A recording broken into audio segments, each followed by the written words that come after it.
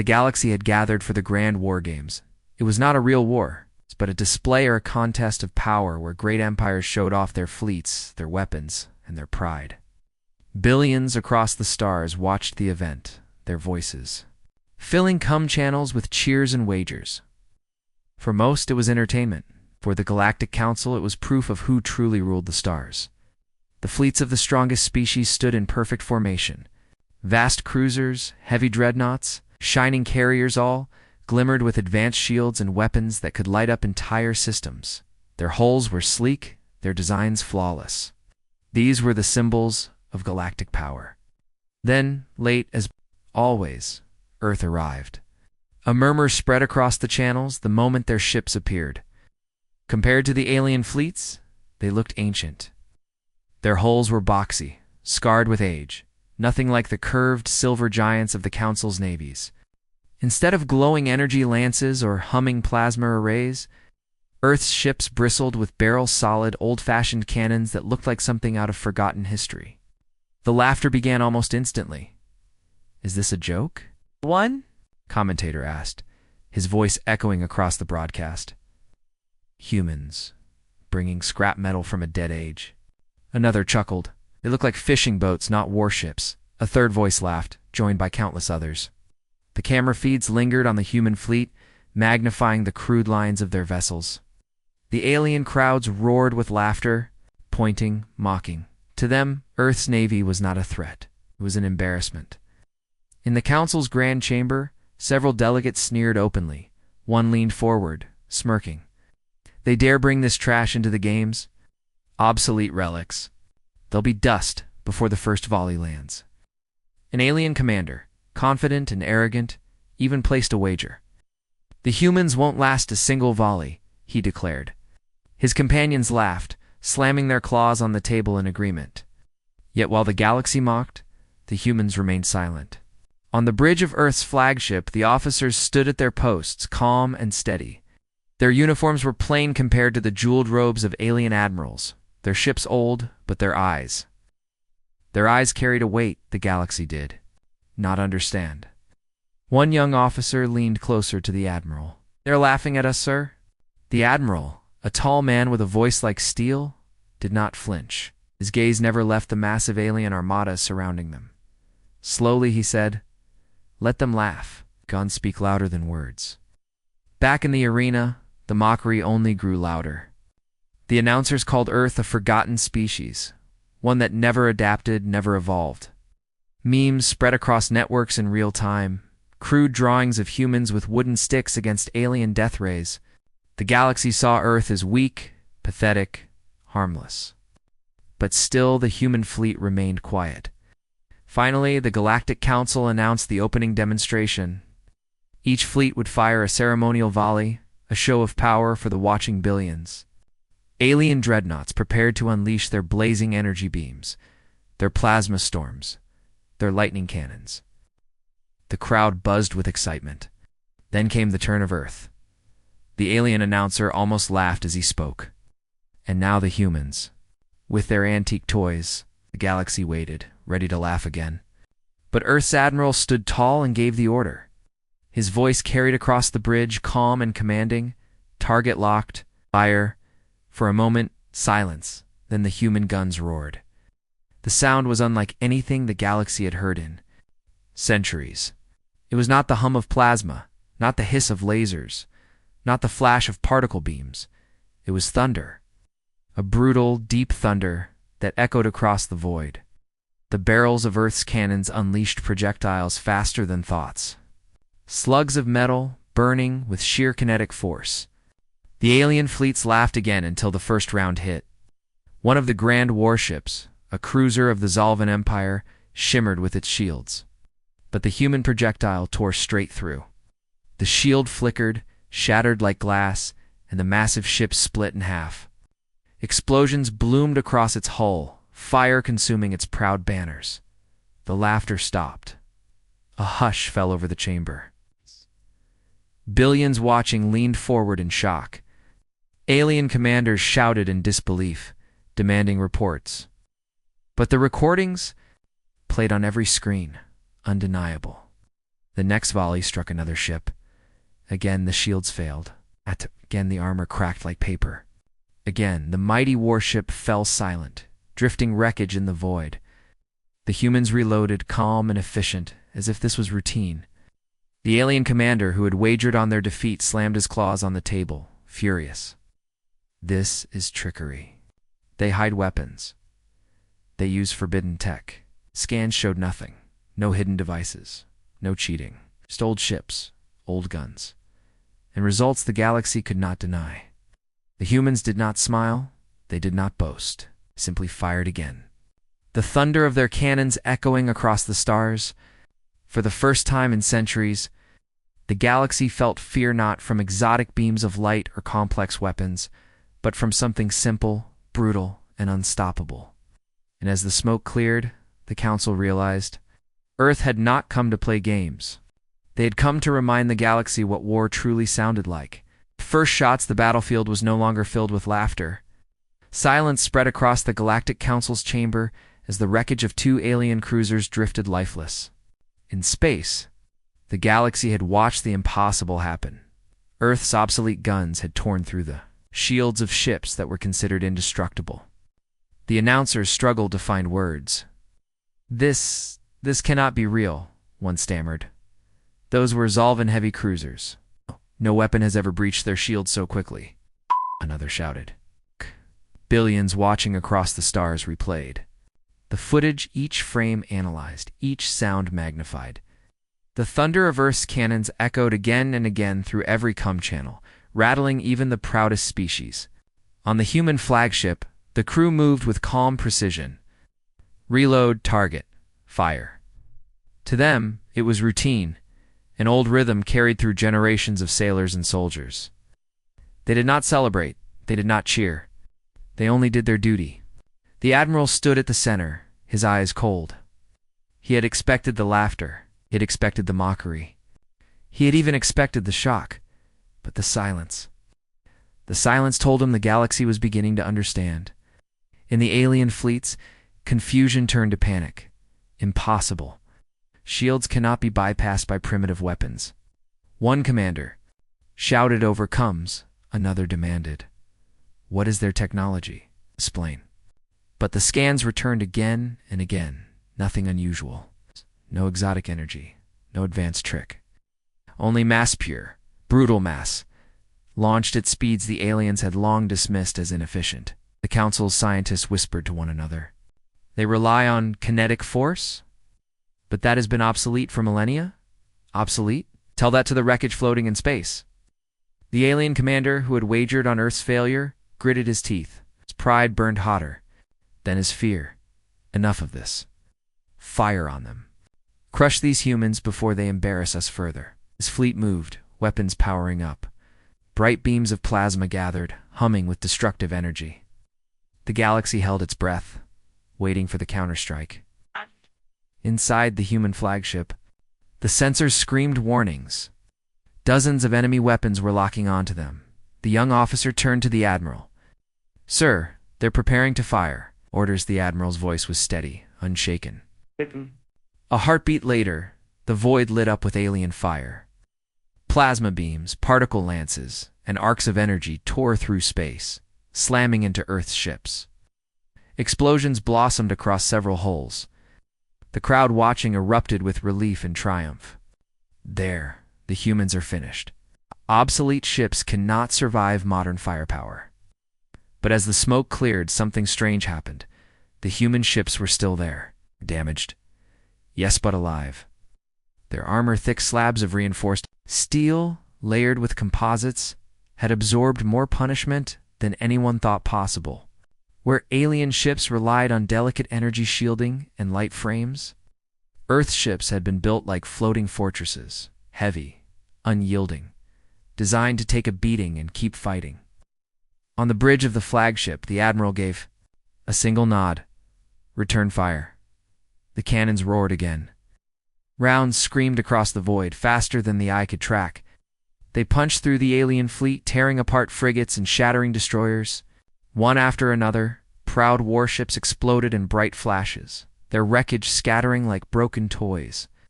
The alien fleets staggered, their perfect formations crumbling. Commanders shouted conflicting orders, panic seeping into their voices. They had trained for battles against ships with energy, shields and predictable weapons, but nothing had prepared them for the sheer brutality of kinetic fire. In the council chamber, delegates leaned forward in shock. Some shouted for explanations.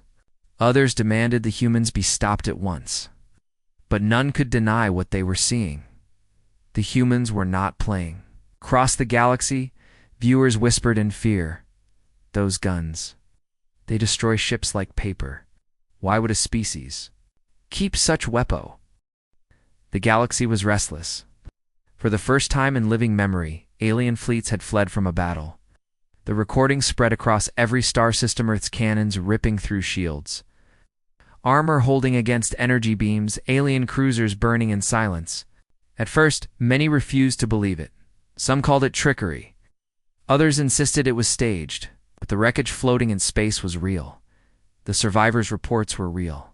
The fear creeping into every council chamber was very real. The galaxy had laughed at humans. Now, no one was laughing. In the Grand Council Hall, chaos erupted. Delegates shouted over one another, their voices sharp with anger and fear. They cannot be allowed to continue. They destabilize our order. Obsolete weapons should not exist, yet they destroyed modern fleets. This is a threat to all of us. The council leader, eyes heavy with thought, finally raised. His hand, silence fell. Earth has shown strength.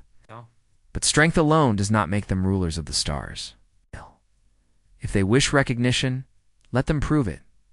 Not in a skirmish, but in war games against the galaxy's finest fleets.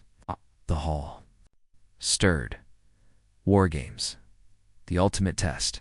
Not mock battles, but a full-scale simulation of war, where fleets clashed until surrender or destruction. Every great power had proven themselves in these games. None had ever faced Earth. A challenge was sent. On Earth's flagship, the message arrived. The crew gathered as the Admiral read the words aloud. The Council demands your participation. In the war games, you will face united fleets from across the galaxy. If you refuse, you forfeit all honor. If you accept, prepare for annihilation. A young officer muttered, "It's a trap." Another whispered, "They'll throw everything at us." The Admiral's face remained hard, unreadable. Of course it's a trap, but we accept.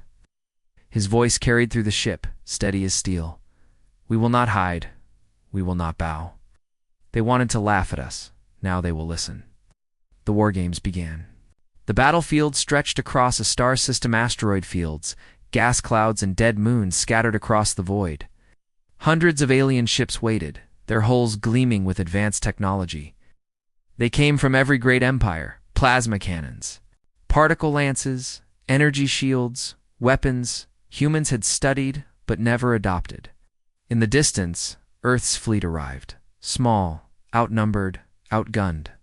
Their ships looked old, worn and heavy compared to the sleek alien vessels. Once again, the galaxy laughed. Commentators called it the funeral march of Earth. But the Admiral only stood on the bridge, watching, waiting. "Status?" he asked. "All guns loaded, all ships in formation." "Orders, sir," Wei gave. A single nod. "We hold. Let them come." The alien fleets surged forward. Waves of frigates and destroyers swept ahead, meant to crush the humans quickly and brutally. Plasma fire lit up the void, beams streaking across space like burning rivers. Explosions rocked Earth's ships. Smaller vessels buckled, some torn apart. The crowd cheered. "See, this is how war is fought. Humans are finished." But then Earth fired back.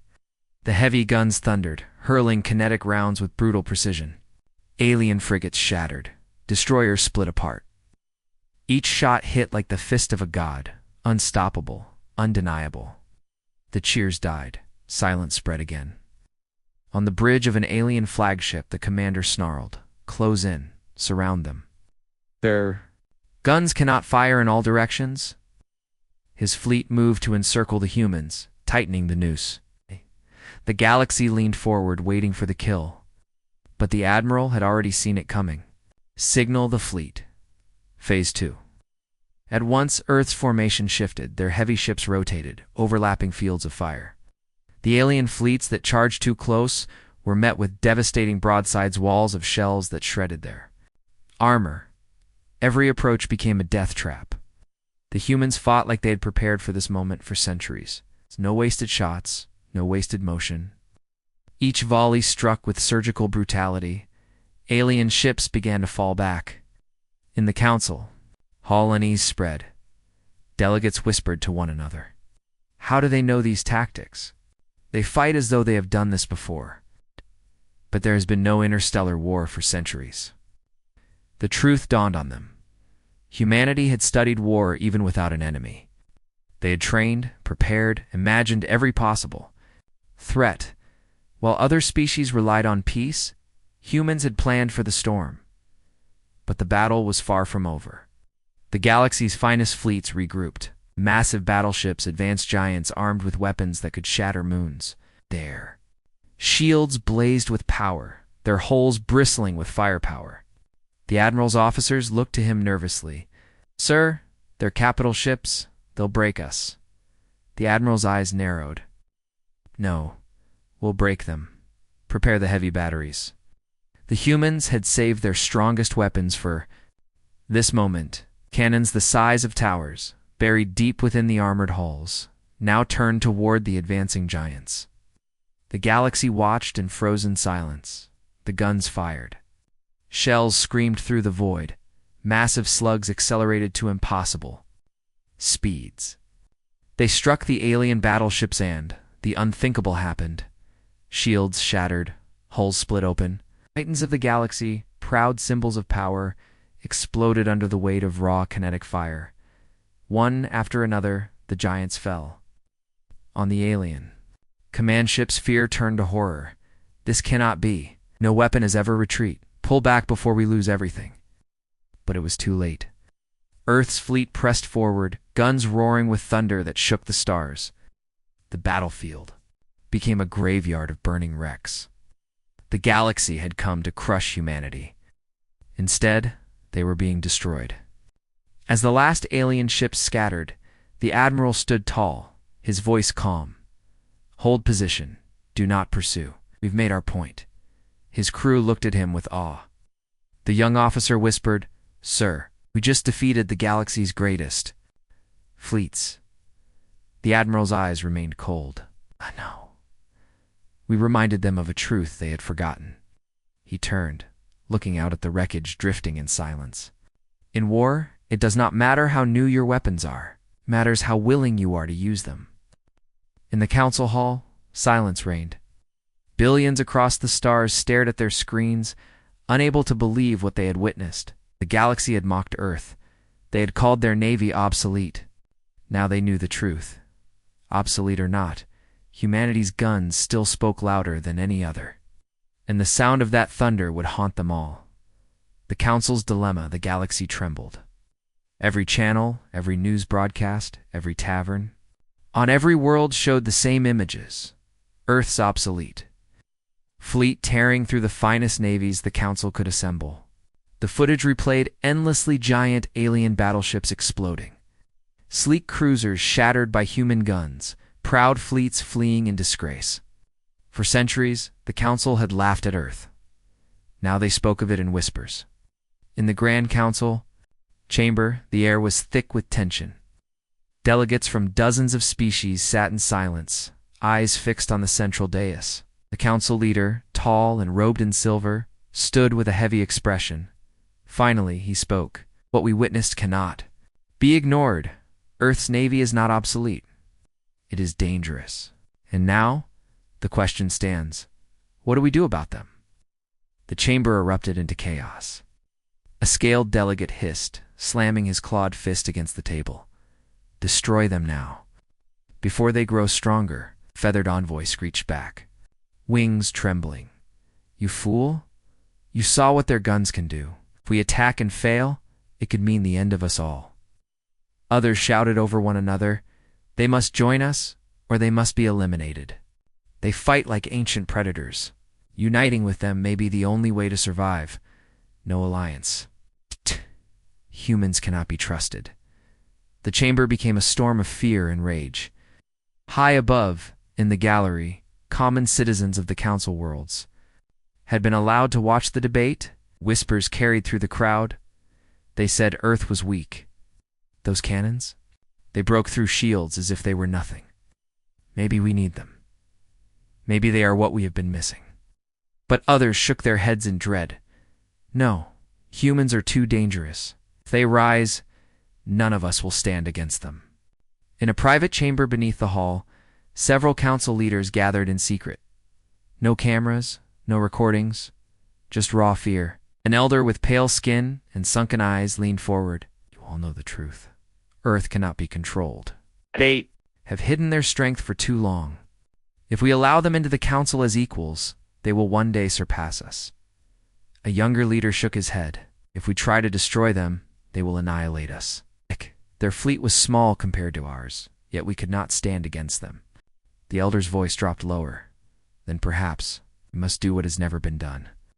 Perhaps we must unite not against Earth directly, but against their growth. Starve them, blockade them, deny them resources until their power fades. The others considered it. A slow, careful war without firing a shot. A war of silence. Meanwhile, on Earth's flagship, the Admiral stood at the observation deck. Wreckage of alien ships still floated in the darkness, silent reminders of the battle. His officers were quiet, each of them knowing what would come next. The war began without a single shot. No explosions, no flashing guns, no heroic charges, just silence. Cargo ships bound for Earth were turned away at alien ports. Fuel stations malfunctioned whenever human vessels approached. Merchant guilds suddenly raised prices tenfold. Trade routes were marked restricted zones, guarded by alien patrols with polite smiles and empty promises. The council called it economic restructuring. Humans called it what it truly was, a blockade. On Earth's flagship, Admiral Reyes stood before his officers reading the latest reports. His voice was calm, but his words were sharp. Food imports cut by 80%. Fuel reserves dropping fast. Medical supplies halted. Civilian freighters seized without reason. The room fell into silence. Everyone knew what this meant. If it continued, Earth would starve. Its navy would be grounded. They mean to choke. Us, one officer whispered. Reyes nodded. Yes, but they underestimate us. We are not strangers to hunger. We are not strangers to hardship. On Earth itself, the people felt the pressure. Shelves emptied, factories slowed, families rationed meals. Yet instead of despair, something unexpected grew. Defiance. On the streets, people painted murals of warships firing their massive cannons. Children played humans versus the galaxy in the ruins of old parks. Farmers worked longer hours, vowing to feed their planet with their own hands if no one else would. Across every city, the same message spread like fire. We endure. We fight. Meanwhile, on a distant mining world, a small race known as the Ver watched the council's actions with unease. They were frail, thin creatures, long bullied by larger empires. One Ver elder whispered to his kin, "The council thinks humans are dangerous, but perhaps dangerous is what we need." Secretly, the Ver sent a coded message through hidden channels. To Earth, we admire your defiance. We wish to speak. Back in the council chamber, fear grew sharper. Reports showed Earth was not breaking. Instead, humans were adapting. They grow their own food. They repair their ships without our parts. They build new weapons out of scrap. The delegates argued again. They should have collapsed by now, one shouted. They should have begged us for mercy. Instead, they grow stronger. How do they do this? No one had the answer. But deep inside, they all feared the same thing. The blockade was failing. On the flagship Resolute, Reyes gathered his captains. Maps of star systems glowed above the table, showing restricted routes and patrol zones. They block our trade, he said, pointing at the glowing lines. But they cannot block our will. They expect us to wait and suffer. We will not wait. The room stiffened. Every captain leaned forward. "What are you suggesting, sir?" one asked. Reyes's eyes burned with quiet fire. "I suggest we remind the galaxy that we still have teeth. The plan was dangerous, suicidal, some called it. But humans had little choice. At midnight, under the cover of deep space shadows, a small convoy of Earth's ships slipped past. The blockade. They moved silently, engines low, hiding among asteroid fields and gas clouds. Their goal: break through to an old trade partner willing to risk everything. Alien patrols prowled the stars, scanning, searching. A sensor officer whispered, "We won't make it." But Reyes's voice came over comes, calm, steady, unshakable. "We will make it. Trust the silence. Trust the dark." Hours passed. The convoy drifted, hiding in the shadow of a massive moon. An alien patrol cruised nearby, lights sweeping the void. Every human heart pounded, then an alarm. Patrol had found them. "Enemy lock!" cried an officer. The first shots blazed through the dark. The alien cruiser fired, confident the obsolete human ships would shatter, but Earth's guns spoke. In one thunderous volley, the alien cruiser exploded, torn in half by human firepower. The convoy surged forward, engines roaring. The blockade had been pierced. News spread like wildfire. The Council had promised that Earth was contained, trapped, helpless. But now, the entire galaxy had seen otherwise. Humans had broken through the wall meant to cage them. Small races whispered in secret chambers, "If they can break free, so can we?" The Council fears them? Maybe they should? Perhaps the time has come for change? On Earth, crowds filled the streets when the convoy returned, holds packed with supplies. People cheered, waving flags, chanting the Admiral's name. But Reyes only looked at the stars, his face hard. This was only the beginning, he told. His officers, they tried to starve us, he answered with thunder. Next time, they will come with more. In the Council's hidden chambers, the elder who had once smiled at the blockade now looked grim. "We underestimated them," he admitted. "They are not breaking, they are rising." Another leader hissed, "Then we must crush them, once and for all." The elder shook his head slowly. "No, not yet. An open war will cost us dearly, but one day soon, the galaxy will burn with human fire. Somewhere far from both Earth and the Council's worlds, strange eyes watched from the darkness, another species, older, silent, waiting. They had seen the blockade. They had seen the defiance. And they whispered among themselves, "The humans are not just dangerous. They are inevitable." This part shows the blockade, Earth's suffering, its defiance, and the dramatic first breakthrough against alien patrols. It also plants the seeds of smaller races rallying to humanity. When the guns roared, the galaxy was holding its breath. The blockade had failed. Earth had not fallen. Instead, humans had broken through, fought back, and returned stronger. Small races whispered of rebellion. Great empires muttered of war, and the Council finally chose violence. A fleet unlike any other was assembled.